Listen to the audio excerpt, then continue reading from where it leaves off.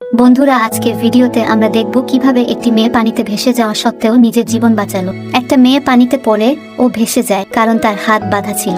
সে একটা জং লাগা পুরানো প্লেন দেখে এবং বাঁচার জন্য একটা অংশ ধরার চেষ্টা করে, কিন্তু পানির স্রোত তাকে ভাসিয়ে নিয়ে যায় আর নিচে পড়ার ঠিক আগে মুহূর্তে প্লেনের পাখা ধরে ফেলে।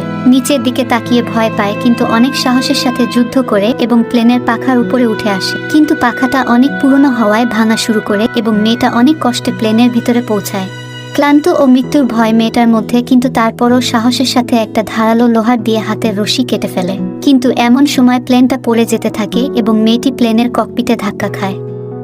জীবন বাঁচাতে একটি পুরাতন প্যারাসুট পায়। ফাইনালি প্লেনটা ভেঙে যায় এবং মেয়েটি নিচে পড়তে পড়তে নষ্ট প্যারাসুট খুলে ফেলে ও প্যারাসুট এর মাধ্যমে নিজের জীবনটা বাঁচিয়ে নেয়। এই ভিডিওটা থেকে আমরা বুঝতে পারি যে জীবনে যতই বাধা আসুক না কেন, আমাদেরকে লড়াই করে যেতে হবে।